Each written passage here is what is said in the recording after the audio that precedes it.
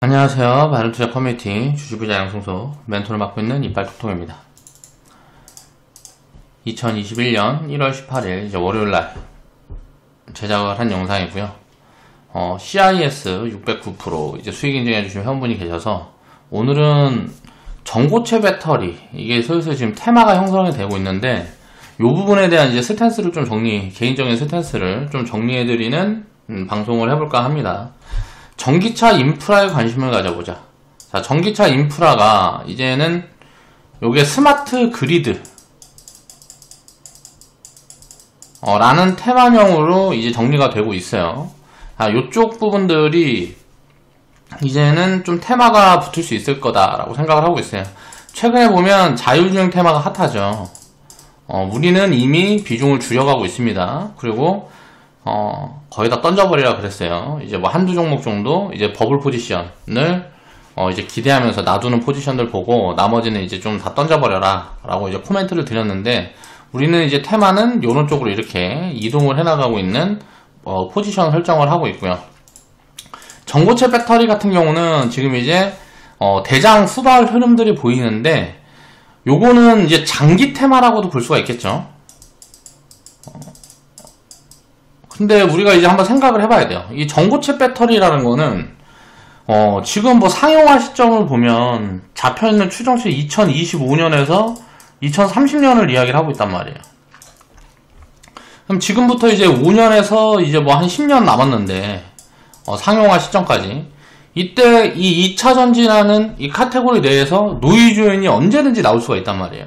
그런 노이즈를 기다려서 이제 봐야 되는 거예요. 지금처럼 이제 테마가 붙어버리면 요거는 조금 애매한 포지션들이 됩니다. 그래서 이제 후발주 개념들을 지금 이제 좀 정리를 해드리고 있는데 기존에 이제 많이 2차전지 섹터로 이제 엮여서 2차전지 모멘텀으로 엮여서 많이 올라갔던 종목들이 거의 뭐 이런 테마 흐름을 타면서 투기 자금들을 잡아가고 있다라고 생각을 하시면 돼요. 투기 자금들이 쏠리고 있다라는 거죠.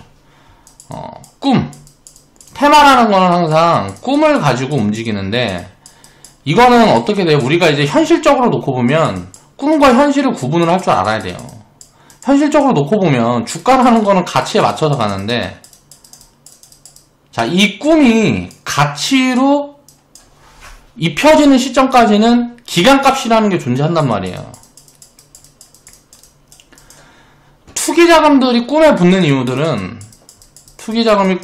이유들은 자, 미래라는 희망을 가지는 거예요.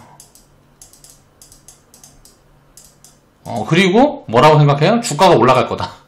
변동성에 관심을 가지기 때문에 투기 자금들이 이런 이슈가 붙었을 때 들어오는 거란 말이에요.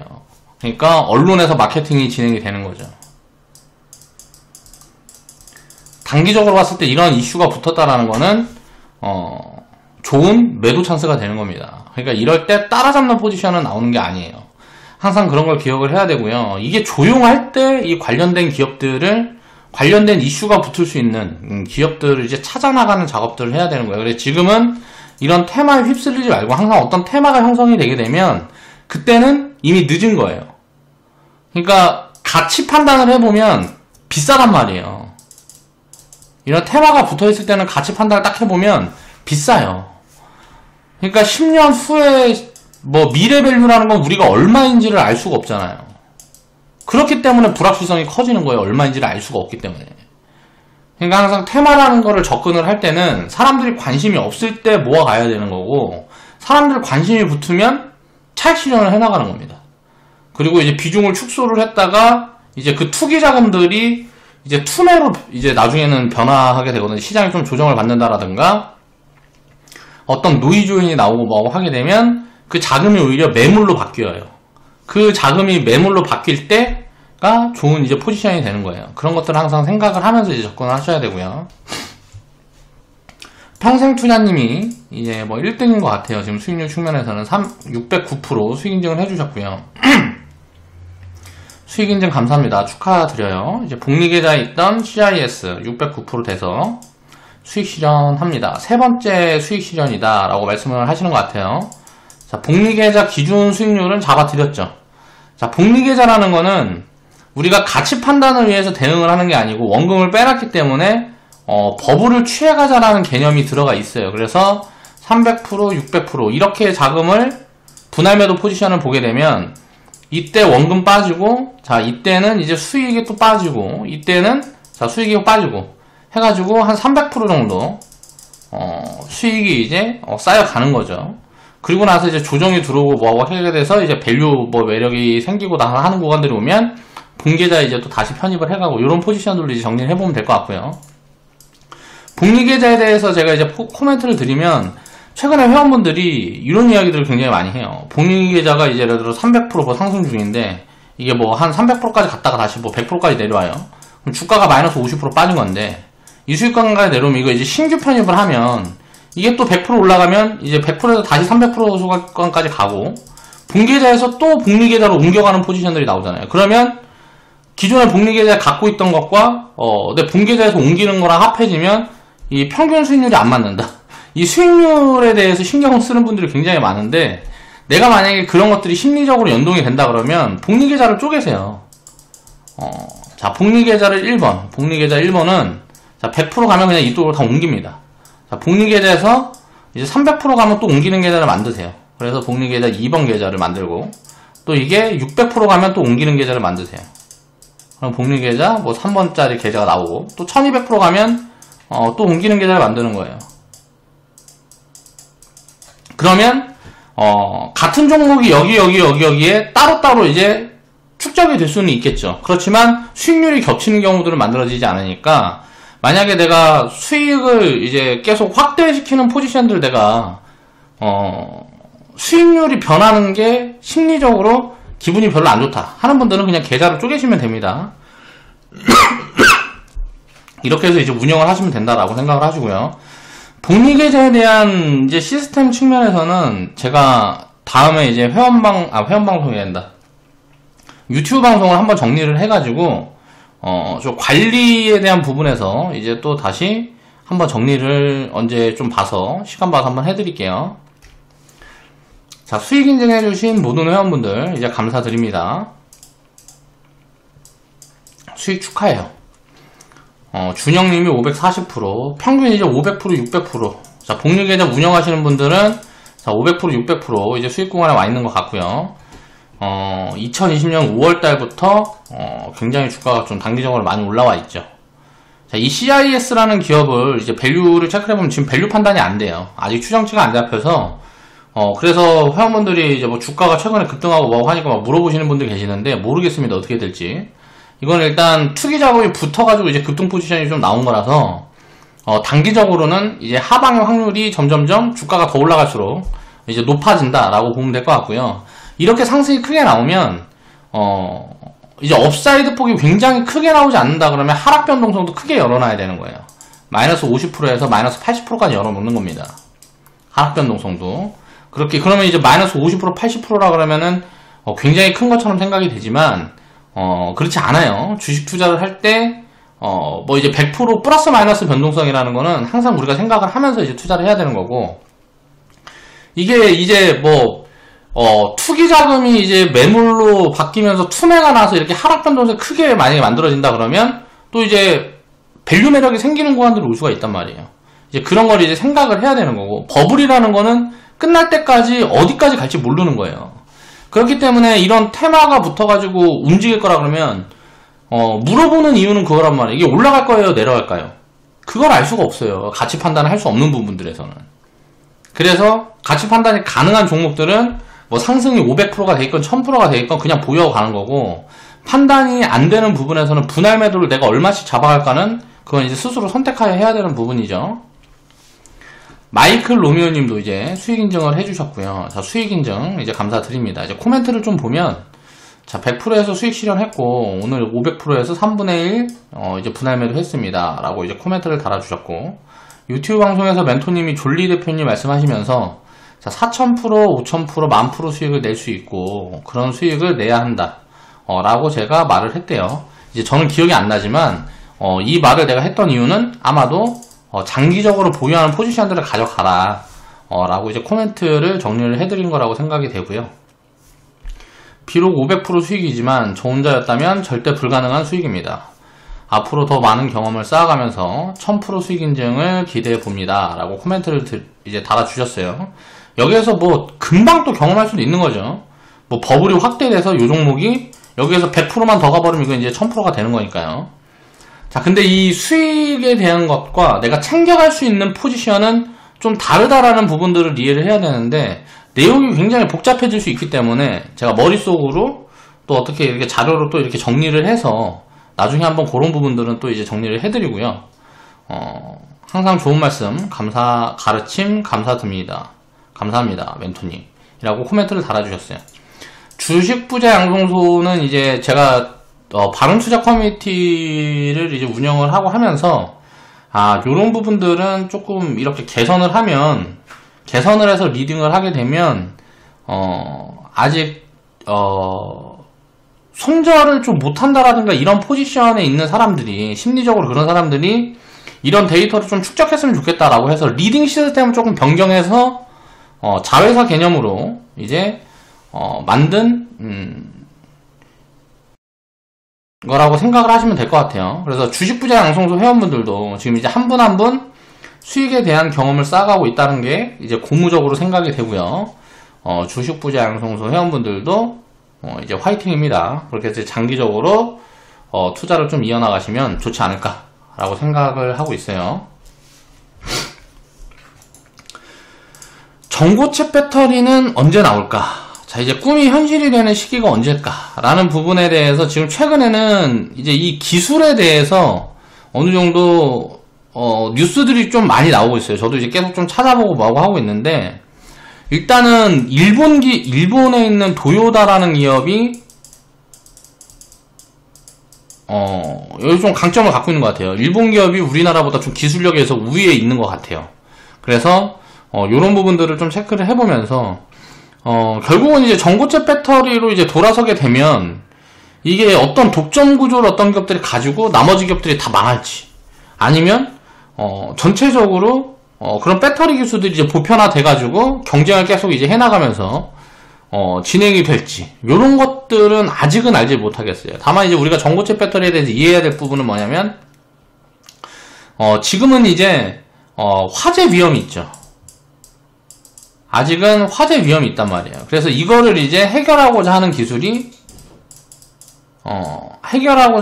전고체 배터리 기술이라고 생각을 하시면 될 것 같아요.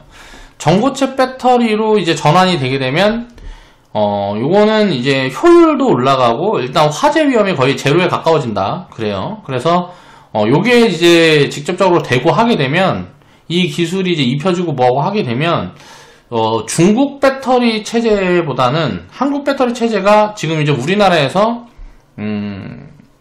만들어 가고 있는 그 배터리 기술이 더 부각을 받을 수 있는 가능성이 높지 않을까 라는 부분이 이제 생각이 되긴 하는데, 모르겠습니다. 그러니까 어떻게 될지 사실 모르겠어요. 그래서 요 부분이 시장에 입혀지고 이제 상용화가 되고 하면, 지금 배터리 투자를 하고 있는 기업들의 어느 기업들의 어떻게 호재 요인이 되고 어떻게 악재 요인이 될지는 잘 모르겠어요. 이거는 잘 모르겠는데, 소재든 이런 기술이 이제 바뀌는 부분들이 오게 되면 소재 부분이든 부품이든 장비든 어떤 변화가 만들어질 수 있을 거예요. 여기에서 뭔가 이 전고체 배터리라는 기술이 어떻게 형성이 될지 모르겠는 거예요. 기존에 쓰고 있는 소재 중에서 사용 안 하게 되는 소재가 만들어질 수도 있고, 부품이라든가 장비 같은 경우도 마찬가지겠죠. 그거에 대한 예측이 어렵기 때문에 굉장히 어렵다는 거예요. 그래서 지금 2차전지 쪽은 불확실성이 굉장히 심한 거 아니냐. 이게 밸류가 부담이 없을 때, 그러니까 이 전체적인 시장은 굉장히 성장을 하겠지만, 이런 기술의 변화로 인해서 이제 기업들의 흥망성쇠가 좀 갈리는 포지션들이 올 수 있다는 거죠.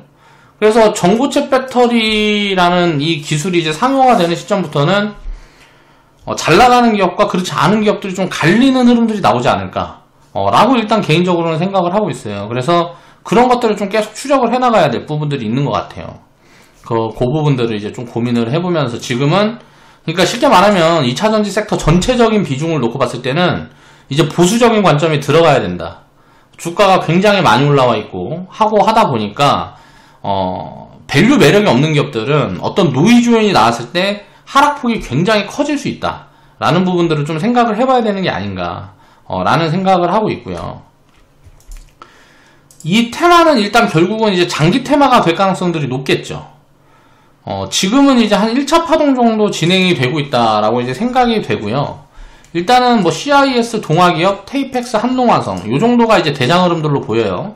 그리고 뭐 카테고리를 조금 넓혀보면 굉장히 많은 기업들이 여기에 이제 이 테마에 속해 있다라고 볼 수가 있을 것 같은데, 일단은 지금 기대감으로 붙고 있다는 거죠. 이게 가치에 의해서 주가가 움직이는 게 아니고, 가치가 올라가면서 주가가 움직이는 게 아니고 그냥 기대감으로 주가가 움직이는 거란 말이에요. 그럼 이 기대감이라는 거는 뭐 거꾸로 이제 노이즈가 작용이 된다라든가 아니면 비싸다라고 생각되는 사람들이 이제 매도 물량이 많아지고 뭐 하게 되면, 쉽게 말하면 투기 자금의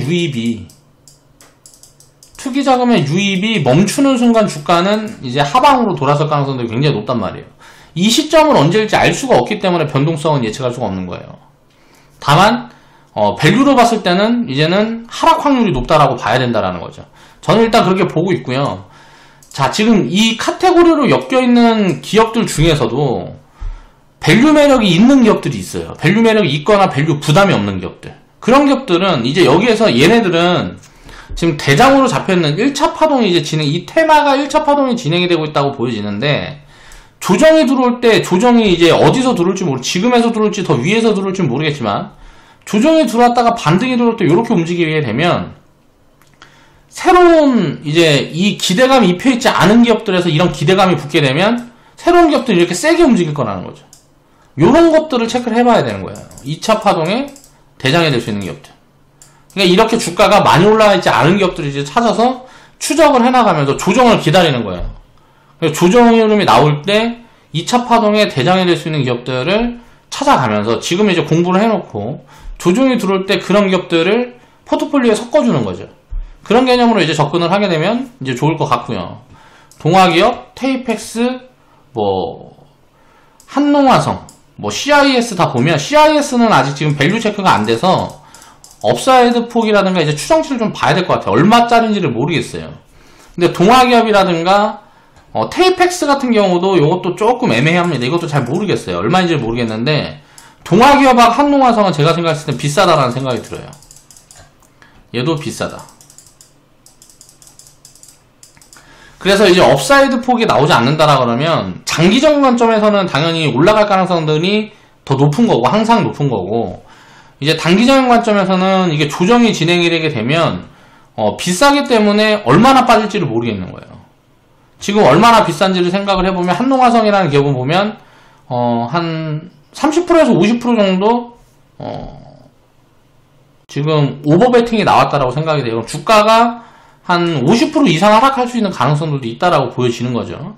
요 기업 같은 경우는 뭐 3,000원 구간대에서 지금 이미 주가가 뭐 많이 올라와 있으니까 적정 밸류를 그러니까 생각을 해서 밸류 매력 있는 구간들을 이제 잡아나간다 그러면 요런 기업들은 지금 담아갈 수가 없다 라고 생각을 해야 되는 거. 우리가 이제 추천을 하고 우리가 이제 담아갔던 포지션들을 보면 CIS 같은 경우는 이게 2,000원, 3,000원 구간대 고구간대 이제 추천에 나갔던 종목이란 말이에요. 그리고 뭐 동아기업 같은 경우도 뭐 2만원 밑에서 이제 추천에 나갔던 걸로 기억이 나고요.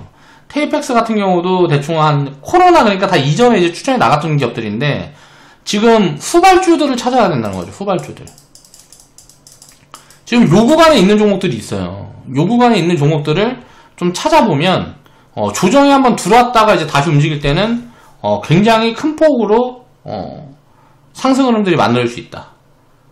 그래서 이게 이렇게 부각이 돼 있고 사람들이 아는 기업들은 피해야 된다라는 이야기를 하는 겁니다. 이제 그런 관점으로 이제 접근을 하는 게 이제 좀 효율을 끌어올릴 수가 있고, 요쪽은 테마 관점이기 때문에 제가 이제 테마라는 거는 이런저런 기대감이 붙을 때 이제 테마가 형성이 되는데, 이게 밸류가 매력이 있는 테마가 있고요. 밸류가 매력이 있는 테마가 있고, 밸류가 매력이 없는 테마가 있어요. 근데 이제 미래 성장성을 놓고 봤을 때, 바이오 같은 경우도 마찬가지고, 이런 테마가 붙을 때 변동성을 예측을 할 수가 없기 때문에, 밸류가 부담이 없는 종목들을 추적을 해나가야 되는 거예요. 그래서 전고체 배터리 관련된 테마도 그런 관점에서 이제 공부를 해나가야 된다 라고 이제 우리가 생각을 하고 봐야 되고, 지금 이제 투기 자금들이 붙어 있고 이러고 할 때는 신규 포지션으로 따라다니는 포지션들을 취하면 단기적으로 노이즈가 커질 수 있다. 이제 라고 생각을 해야 된다라는 거죠. 단기 꼭지에 물 수 있는 가능성들이 있어요, 지금부터는. 그래서 그런 부분들을 좀 경계를 하고 봤으면 좋겠다 라는 생각에 이런 방송을 좀 준비를 해봤습니다. 자, 오늘 방송 마무리할게요.